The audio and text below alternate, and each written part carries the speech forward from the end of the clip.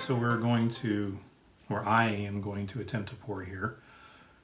Compared to Cindy, who is much more experienced with pouring than I am the one who has had the most problems, but we are going to see what happens. Tonight I'm going to use, starting with the black cradle board, but that's been spray painted. And then scuff a little bit. I'm going to put a black base on it with Stonecoat base black.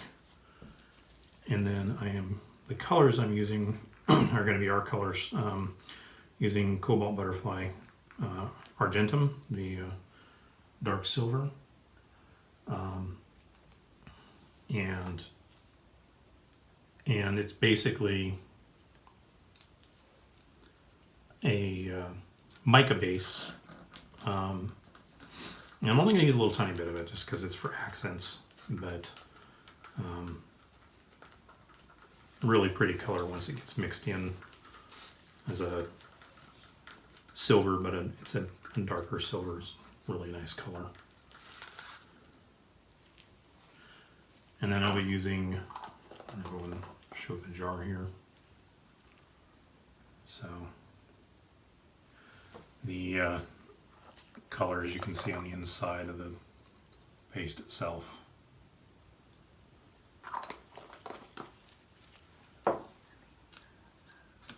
Maybe a little less than that, but wind it around. All right, I'm going to do the iris next, which is probably my favorite color of all the ones that we have. It's a really beautiful purple mica color. Just has a really beautiful shimmer to it. It was kind of the inspiration for the name for the product line of our mica products that we call Shimmer. It's a really beautiful purple color and real. Hopefully that's in focus. And again, it's a mica called Iris.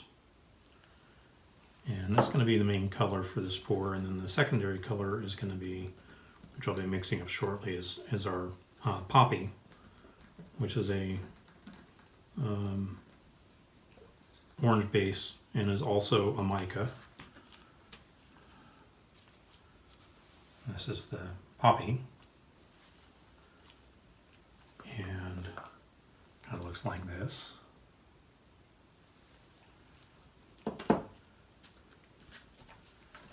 And as Cindy has pointed out to me in the past, that, you know, when you stir your little, whatever you're picking your paste out with, a little paddle or whatever, stir it into the paste, and then when you pull it out to try to get certain amounts, you can flip it over and wrap it around in order to kind of get the amount that you want. At least that's my experience with it. I'm sure there may be better ways to do it, but and both the Poppy and the Iris are overall transparent when done really lightly, but they look really good as a opaque. And depending on how much you put in, it's going to make a difference as to whether or not it's got transparency to it. Micas, because by their nature what they're made with, called micas because they're made with mica, shocking. They are going to, mica being based on stone, give me a little bit more here.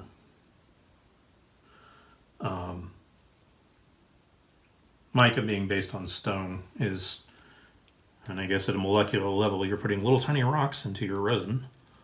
So it's going to have a tendency to go opaque, I think, or it's going to want to be opaque because of the size of the mica flakes.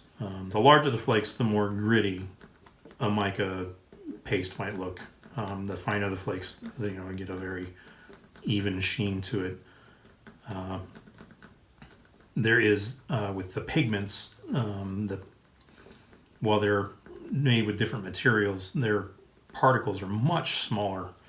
And so they are, I would say, easier to create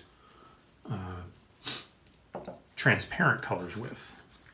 They tend to lean towards transparency. There are some pigments that we have seen that it seems like no matter how much you add, it stays transparent.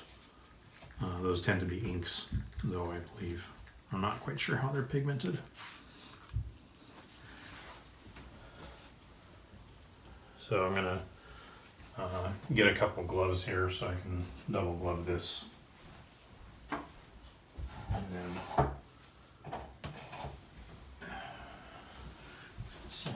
Cindy taught me a trick with, in order to spread around the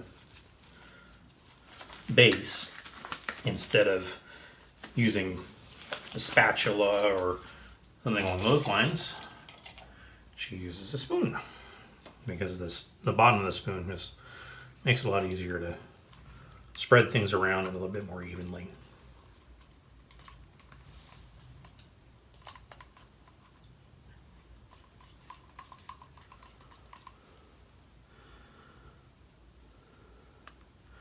To check with my teacher, do you usually heat the board before you put resin on?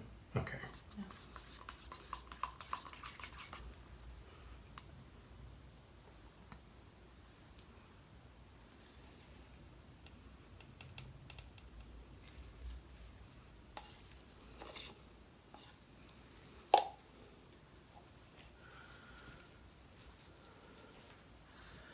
Heat this up a little bit. Some initial bubbles out.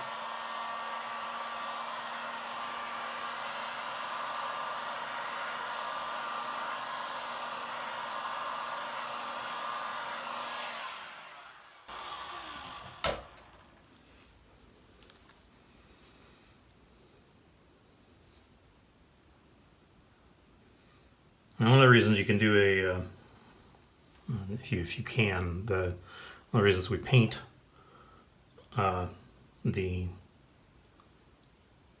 garage, we use spray paint gun to create a base coat of either black or white on whatever cradle boards or panels we're going to be working with.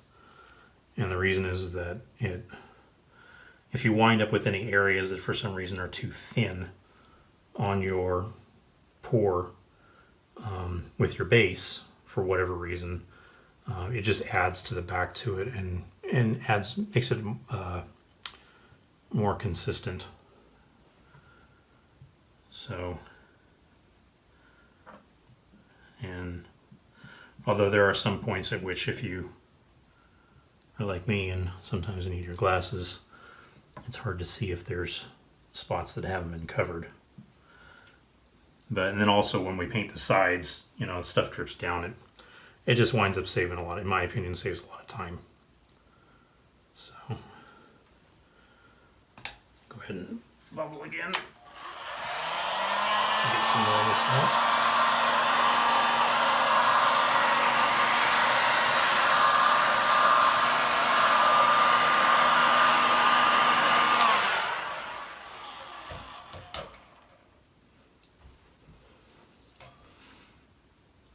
Quite a few bubbles in it still.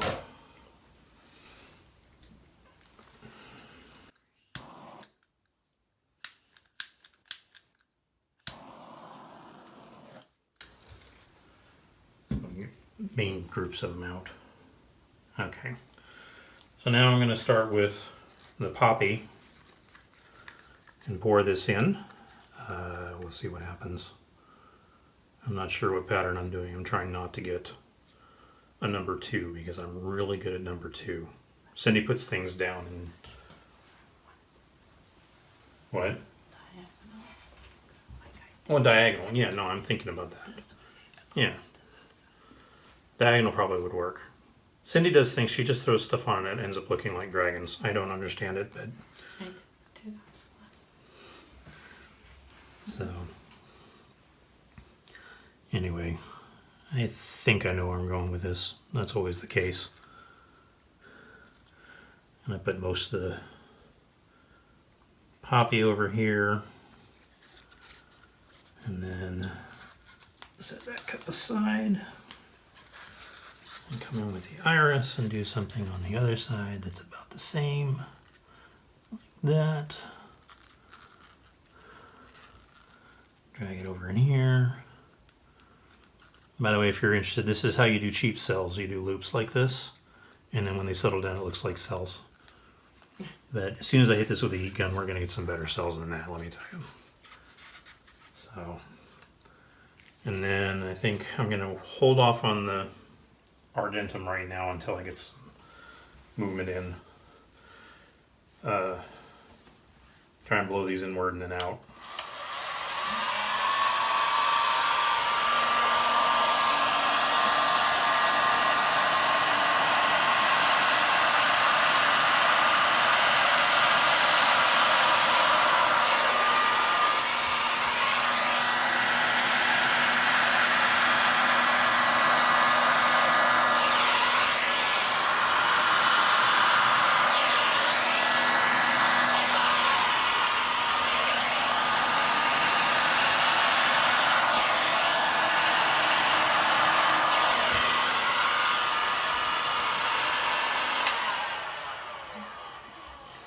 Which way? Top down. Top down. And let it blow. Oh, okay. Sorry, getting some on the fly instructions. Like that? Yep. There you go.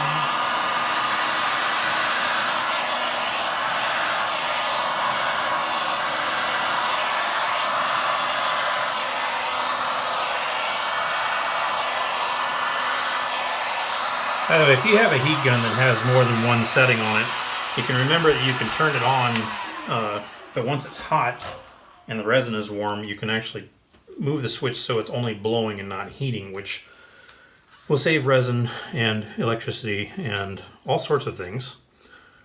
So now I'm going to add the Argentum and just kind of streamer, I think, in here, kind of like silver ribbons. So just a thicker line so you can blow it.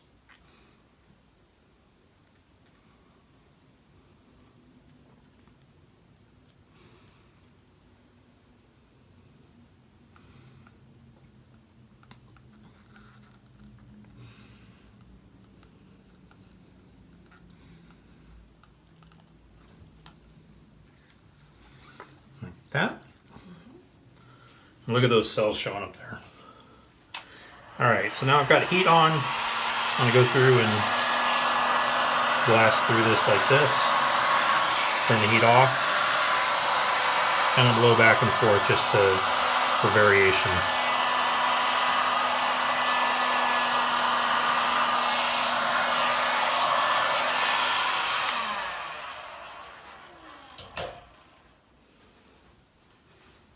If you're still not And happy then- with it, you can hit like different spots, like in spot treatments. Right. No, I think I'm okay with this for now. It's got some good cells. So That's nice. It looks very it's a very simple piece, but I'm happy with how it came out. fantastic. I need to go through and do the bubbles and make sure there's no hairs in it and things like that. But I will take some photographs and add them to the end of the video when it's all said and done. And we'll go from there. Thank you for watching. Please remember to like and subscribe, and we'll have more videos in the future.